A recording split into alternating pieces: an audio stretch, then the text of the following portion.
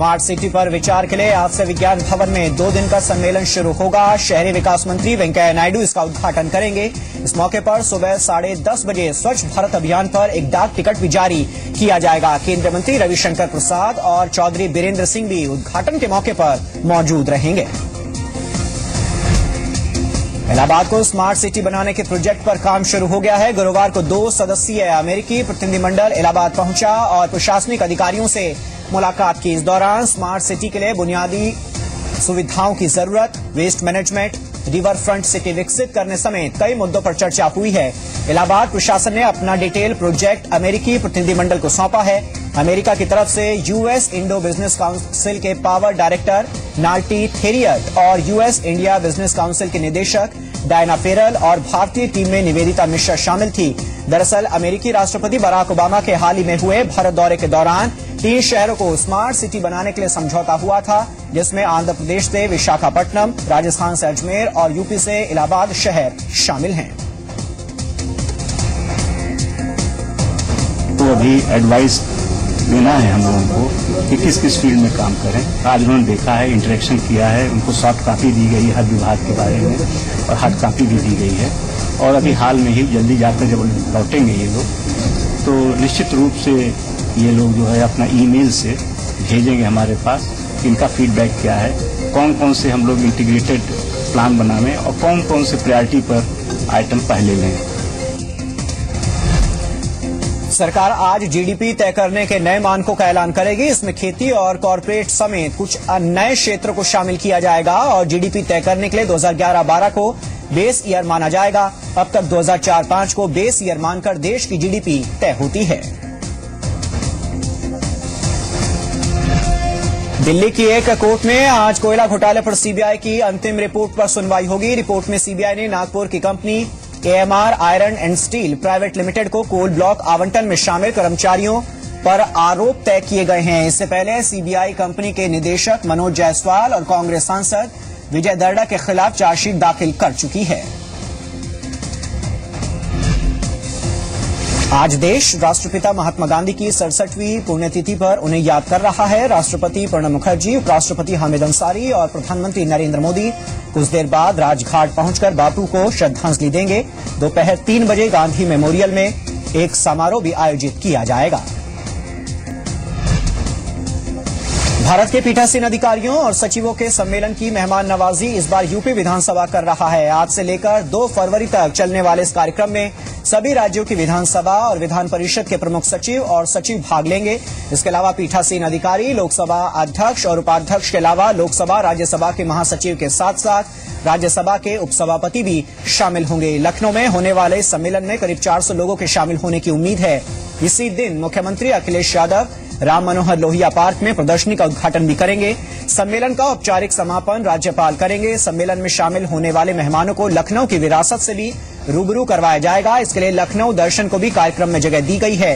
वहीं मेहमानों के लिए सांस्कृतिक कार्यक्रम के तहत कैलाश खेर और रेखा भारद्वाज अपनी आवाज का जादू बिखेरेंगी। ये भारत के विधायी निकायों के पीठासीन अधिकारियों का सम्मेलन और उसके साथ सचिवों का भी सम्मेलन होने जा रहा है। 30 तारीख से लेकर के और 30 जनवरी से लेकर 2 फरवरी तक हमारा कार्यक्रम। प्रेस नोट आप तक हम भेज दे रहे हैं, लेकिन उल्लेखनीय बात यह है कि ये बहुत महत्वपूर्ण सम्मेलन है और हमारे प्रदेश को इसके पूर्व 2 बार अवसर मिला है, 1961 में और 1985 में। उन्नाव की पुलिस लाइन में नरकंकालों के ढेर मिलने के मामले में पुलिस ने कार्रवाई शुरू कर दी है। एसपी ने विसरा कक्ष को सील करा दिया है और एडिशनल एसपी को मामले की जांच के आदेश देकर 7 दिन में रिपोर्ट मांगी गई है। एसपी ने मामले को 2008 से जोड़ा है। जी मीडिया ने 22 जून 2009 को गंगा घाट थाना क्षेत्र के अहमदनगर में एक साथ कई कंकाल मिलने की खबर दिखाई थी, जिसके बाद डीएम ने जांच कराने के आदेश भी दिए थे। एसओ गंगा घाट ने कंकालों को बोरे में भरकर जांच के लिए भेजा था। सवाल यह है कि कहीं ये कंकाल वही पुराने कंकाल तो नहीं हैं, क्योंकि उन्नाव के एसपी इस मामले को 2008 से जोड़ रहे हैं। वास्तविकता ये है कि ये मामला जो है ये रखे बॉडी पार्ट्स थे जो जिनका परीक्षण संभवतः हो चुका है या होना शेष रहा होगा। ये 2008 से पुराना है, कहीं से कोई कंप्लेंट नहीं, कहीं से कोई जिक्र नहीं हो रहा था। यहाँ तक मेरा मानना है ये सबके सब परीक्षण हो चुके होंगे, जहाँ रिपोर्ट जानी थी वहाँ जा चुकी होंगी। लेकिन अनक्लेम्ड बॉडी होती है, उनकी एज निर्धारित करने के लिए, सेक्स निर्धारित करने के लिए डीएनए टेस्ट वगैरह होता है, वो सैंपल रखे हुए थे। अब कोई चीज छूटे ना कि बॉडी पार्ट्स किसके हैं, अनक्लेम्ड हैं, क्लेम्ड हैं, उनका डिस्क्लोजर होना चाहिए था, क्यों नहीं हुआ उस समय, अब क्या होना है इसमें, ये सब चीजें कवर हो जाएगी इसमें आज। उन्नाव में मानव कंकाल मिलने पर प्रशासन में हड़कंप मचा हुआ है। आज घटनास्थल पर जांच के लिए कई टीमें पहुंच रही हैं। मौका वारदात का जायजा लिया जी मीडिया संवाददाता ब्रजेश ने। उन्नाव पुलिस लाइन का ये वही बिसरा कच्छ है जहां से मिले 100 से ज्यादा नर कंकालों ने पूरे देश में भूचाल ला दिया। जहां एक तरफ सियासी पारा गर्म हो गया, वहीं प्रशासनिक और पुलिस के अधिकारी इस सच को जानने के लिए हलाकान रहे कि आखिर ये नरकंकाल आए कहां से। दरअसल ये पुलिस लाइन का वो प्रांगण है जो पिछले 2010 से लगातार यहां से, चूंकि पोस्टमार्टम सेंटर जो ट्रांसफर हो गया था, लेकिन उसके बाद अब जाकर के ये जो खुलासा हुआ कि यहां पर 100 से ज्यादा नरकंकाल है, उसके बाद यहां हंगामा मच गया।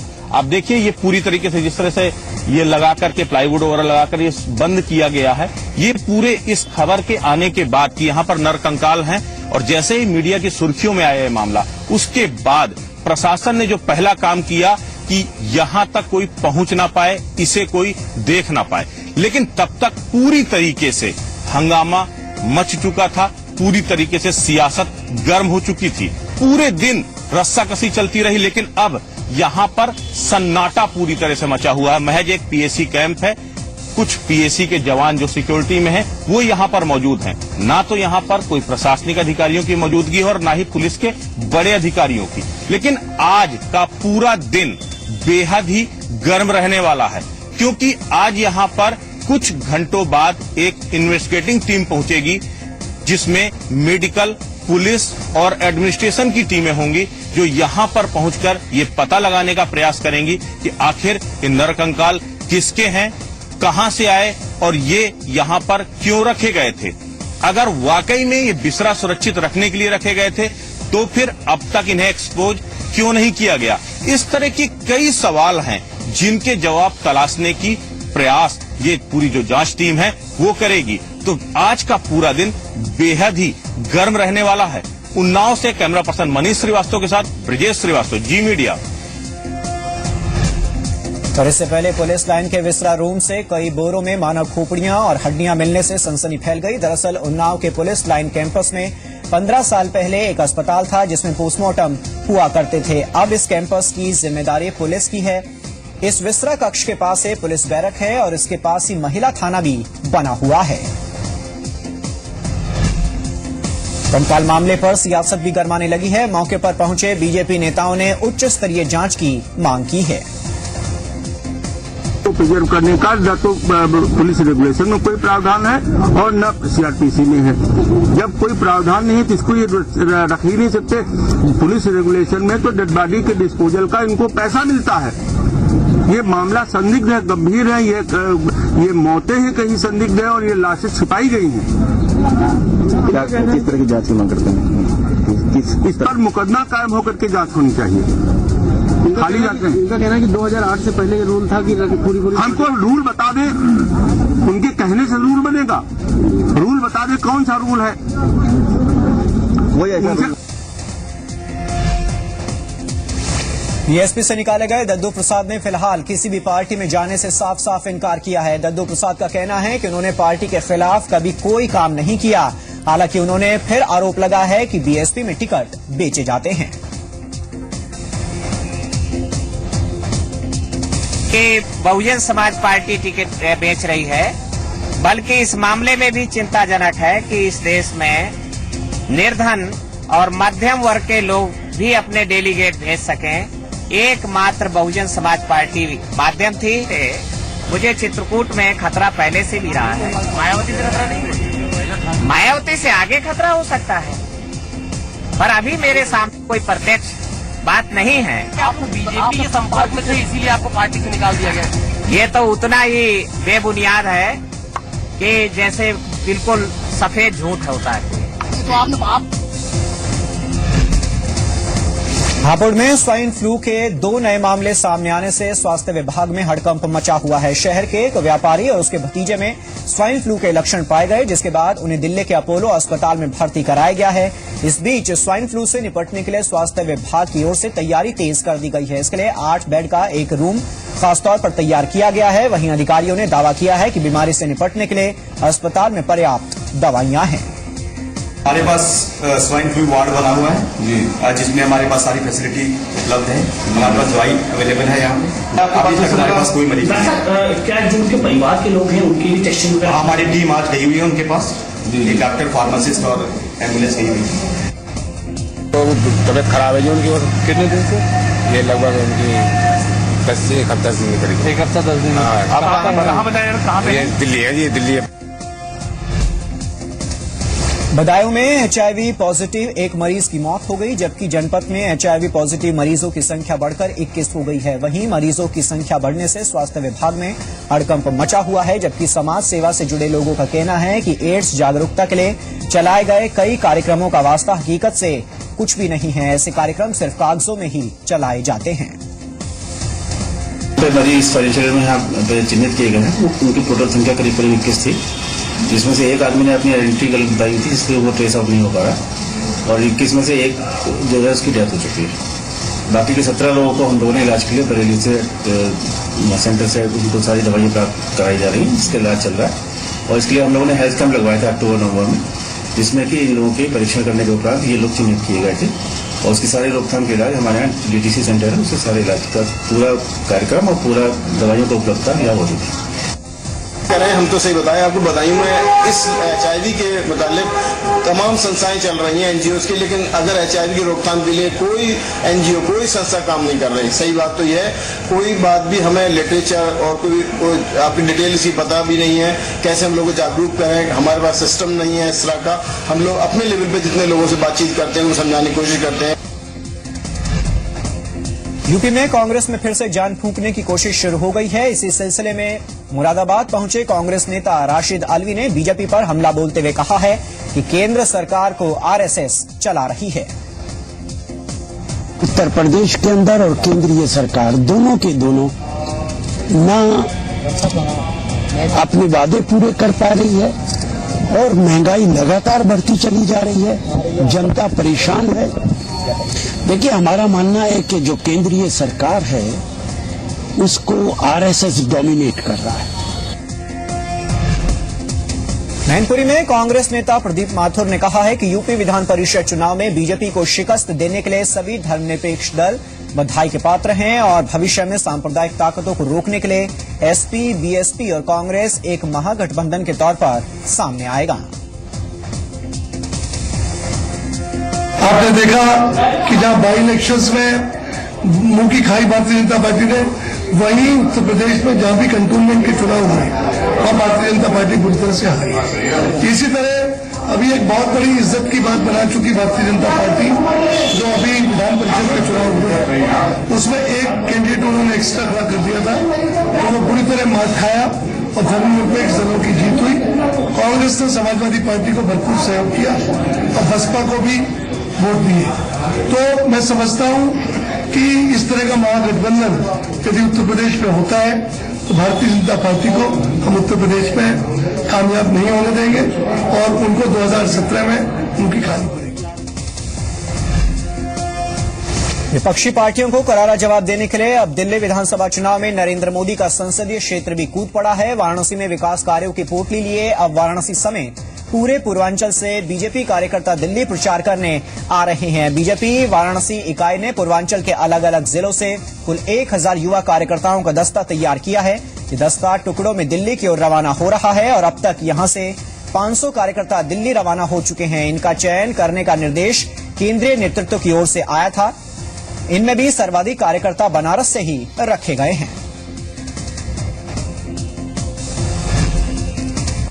यूपी में बिजली चोरी के खिलाफ अलग अलग शहरों में अभियान चलाया जा रहा है, लेकिन गोरखपुर में ये चेकिंग अभियान लोगों के लिए परेशानी का सबब बन गया है। गोरखपुर में लोग बिजली विभाग की कार्रवाई से परेशान हैं। बताया जा रहा है कि बिजली विभाग की 6 टीमों ने इस चेकिंग अभियान में 42 करोड़ रुपए तो कमाए, लेकिन 702 मुकदमे भी लोगों पर दर्ज किए। 1576 घरों के मीटरों को बदला जा चुका है।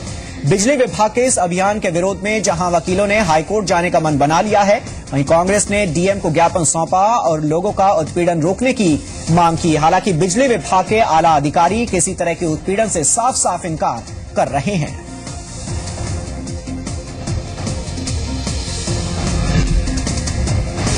हाईकोर्ट के सख्त हिदायत के बावजूद गोंडा जिले में अवैध खनन का कारोबार धड़ल्ले से चल रहा है। देहात कोतवाली के ओइनिया गांव में जेसीबी लगाकर अवैध खनन किया जा रहा है। लोगों का आरोप है कि खनन माफिया और अधिकारियों की मिलीभगत से अवैध खनन का कारोबार बेरोक टोक वहां पर चल रहा है। ताज्जुब की बात तो ये है कि ये सारा काम प्रशासन की नाक के नीचे हो रहा है। हालांकि जिला प्रशासन ने इस मामले में जांच कराकर कार्रवाई का भरोसा दिया है। आपको बता दें कि जिले में अवैध खनन को लेकर हाईकोर्ट ने डीएम को नोटिस दिया था, जिसके जवाब में जिला प्रशासन ने जिले में अवैध खनन से इनकार किया था।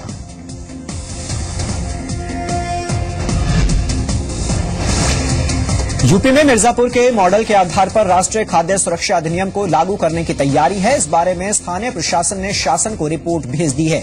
मिर्जापुर मॉडल के आधार पर सस्ते गल्ले की दुकानों में होने वाली लूट और मनमानी को रोकने में मदद मिलने की उम्मीद है। साथ ही सही पात्रों को योजना का लाभ मिल सकेगा। मिर्जापुर में साल 2011 में सामाजिक आर्थिक सर्वे की सूची के लिए भुईला खास गांव का चयन कर प्रशासनिक अधिकारियों ने जांच की थी। अधिकारियों ने जांच में पाया कि इसे आधार बनाकर राष्ट्रीय खाद्य सुरक्षा अधिनियम को लागू करने से सही मायनों में पात्रों को सही फायदा मिल सकेगा। जो जिला स्तरीय कमेटी थी अपर जिलाधिकारी वित्त एवं राजस्व श्री देवी शरण उपाध्याय जी के नेतृत्व में, उसकी जो रिपोर्ट दी गई शासन को, शासन ने उसको स्वीकार किया। वही पूरा हमारे मुख्य सचिव महोदय ने उसी को मॉडल मानते हुए ग्रामीण जो क्षेत्र है उनमें SCC जो सर्वे डाटा है उसको आधार मानते हुए इस अधिनियम को लागू करने के लिए स्वीकृति प्रदान कर दी है। पीलीभीत में 5 साल की बच्ची से दुष्कर्म के आरोप में 14 साल के नाबालिग लड़के को गिरफ्तार किया गया है। मामला न्यूरिया थाना क्षेत्र के रूपपुर कमालू गांव का है, जहां 26 जनवरी की शाम को 14 साल के लड़के ने 5 साल की मासूम को बहला फुसलाकर सुनसान जगह पर ले गया और उसके साथ रेप किया। बच्ची की हालत खराब होने पर परिजनों ने पुलिस को इसकी सूचना दी, जिसके बाद बच्ची का मेडिकल परीक्षण कराया गया। मेडिकल में रेप की पुष्टि होने पर पुलिस ने रेप और पोक्सो एक्ट के तहत मामला दर्ज कर लिया है। एटा में नाबालिग से गैंगरेप का मामला सामने आया है। मामला अहमदाबाद गांव का है, जहां 15 साल की नाबालिग को 5 दबंगों ने जबरन उठा लिया और खेत में ले जाकर 2 लोगों ने उसके साथ रेप किया, जबकि अन्य 3 वहां से भाग गए। पीड़ित लड़की के भाई के पहुंचने पर नाबालिग को किसी तरह से घर पहुंचाया गया, जिसके बाद पिता की तहरीर पर पुलिस ने 2 लोगों के खिलाफ मामला दर्ज किया है, जबकि फरार आरोपियों की तलाश पुलिस कर रही है। अलीगढ़ में थाना बन्ना देवी के एलमपुर में बेसिक शिक्षा विभाग के कार्यालय में शिक्षा मित्रों के रिकॉर्ड रूम में आग लगने का मामला सामने आया है। हालांकि आग कैसे लगी इसका कोई पता नहीं चल पाया है, लेकिन कार्यालय के दरवाजे टूटे हुए पाए गए। घटना को लेकर शिक्षा मित्रों में काफी गुस्सा है, लिहाजा बीएसए से मामले की जांच की मांग की गई है। शिक्षा मित्रों के मुताबिक 43 फर्जी शिक्षकों की जांच चल रही थी, लेकिन आग लगने से मूल रिकॉर्ड जल जाने से नए शिक्षकों की व्यवस्था गहरा गई है। फिलहाल मामले में सिटी मजिस्ट्रेट ने जांच के आदेश दे दिए हैं।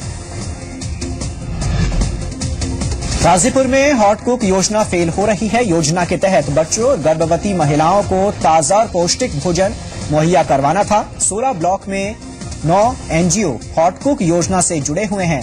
जिले के एनजीओ की जगह चंदौली, नई दिल्ली और लखनऊ की एनजीओ को बच्चों को पौष्टिक खाना पहुंचाने का जिम्मा दिया गया, लेकिन जांच में इनके काम में कई खामियां पाई गई, जिसके बाद प्रशासन ने दिल्ली के 2 एनजीओ को ब्लैकलिस्टेड कर दिया है। वहीं कार्रवाई के बाद 7 ब्लॉक की 4 एनजीओ ने खुद ही खाना सप्लाई करने से इनकार कर दिया है, जिससे बच्चों को पौष्टिक भोजन मिलना बंद हो गया है।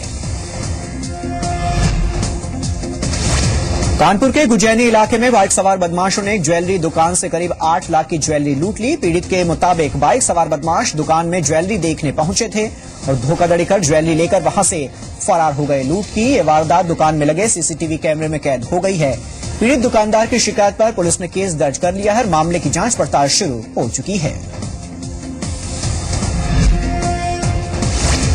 धर्मनगरी वाराणसी में बॉलीवुड और भोजपुरी सितारों का मजमा लगा। एक कार्यक्रम में पहुंचे अभिनेता जितेंद्र, रवि किशन, एक्ट्रेस महिमा चौधरी और भोजपुरी गायिका मालिनी अवस्थी ने वाराणसी की जमकर तारीफ की। वाराणसी पहुंचते ही अभिनेता जितेंद्र ने पहले बाबा विश्वनाथ के दर्शन किए।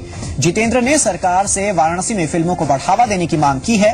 वहीं महिमा चौधरी ने कहा है कि वो पीएम के संसदीय क्षेत्र में कोई गांव गोद लेना चाहती हैं।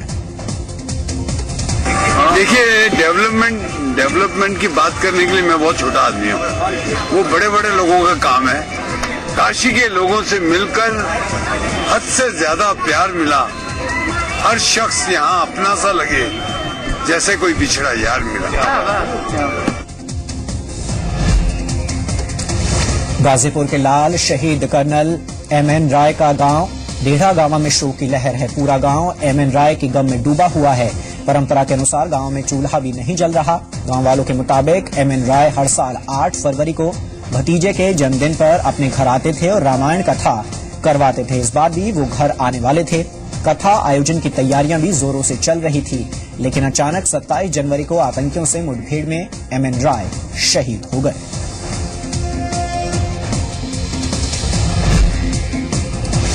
ग्रेटर नोएडा के क्राउन प्लाजा होटल में एक एनआरआई युवक का संदिग्ध परिस्थितियों में शव मिला है। मृतक की पहचान सुनील भेदवानी के रूप में हुई है। बताया जा रहा है कि सुनील अपने दोस्त अश्विनी रामचंदानी की शादी में दुबई से आया था। शादी का आयोजन होटल में ही किया गया था। गुरुवार को सुनील अपने कमरे में संदिग्ध हालत में मिला, जिसके बाद आनन फानन में उसे अस्पताल पहुंचाया गया, जहां डॉक्टरों ने उसे मृत घोषित कर दिया। घटना की सूचना पर पुलिस ने शव को पोस्टमार्टम के लिए भेज दिया है और मामले की जांच पड़ताल शुरू हो चुकी है। उत्तराखंड कांग्रेस में आपसी घमासान थमने का नाम नहीं ले रहा है। अब वरिष्ठ नेता और पूर्व मुख्यमंत्री विजय बहुगुणा ने मुख्यमंत्री हरीश रावत को एक चिट्ठी लिखी है। उन्होंने अपने विधानसभा क्षेत्र में जल्द विकास कार्य नहीं होने पर 15 फरवरी को जन आक्रोश रैली करने की धमकी दी है। बहुगुणा ने अपनी चिट्ठी में वर्ग 4 और आसामी पट्टों की घोषणा को पूरा करने की मांग की है। बहुगुणा की चिट्ठी के बाद उत्तराखंड कांग्रेस में हड़कंप मच गया। वहीं सीएम हरीश रावत अपनी अलग ही मजबूरियां गिना रहे हैं। सीएम ने कहा है कि बहुगुणा भी मुख्यमंत्री रह चुके हैं और उनको अपने शासनकाल का बखूबी अनुभव भी है। हालांकि हरीश रावत ने कहा है कि सितारगंज विधानसभा में विकास कार्यों के लिए एक सब कमेटी बनाई गई थी, जिसकी रिपोर्ट आगामी कैबिनेट बैठक में रखी जाएगी। 2016 में आयोजित होने वाले हरिद्वार अर्धकुंभ के लिए मेला अधिकारी की नियुक्ति कर दी गई है। प्रदेश सरकार ने इसके लिए एन मुरुगेशन को मेला अधिकारी बनाया है। कई विभागों के अधिकारियों के साथ मुख्यमंत्री हरीश रावत की समीक्षा बैठक में मुरुगेशन को मेला अधिकारी बनाए जाने की घोषणा की गई। इसके अलावा मेले में तमाम बुनियादी सुविधाओं के विकास के लिए राज्य सरकार ने केंद्र सरकार से 1000 करोड़ रुपए की मांग की है। मुख्यमंत्री के मीडिया सलाहकार सुरेंद्र कुमार के मुताबिक अर्धकुंभ को लेकर प्रदेश सरकार का विजन साफ है और केंद्रीय मदद मिलने से पहले का समय बचाने के लिए 150 करोड़ अवमुक्त कर दिए गए हैं।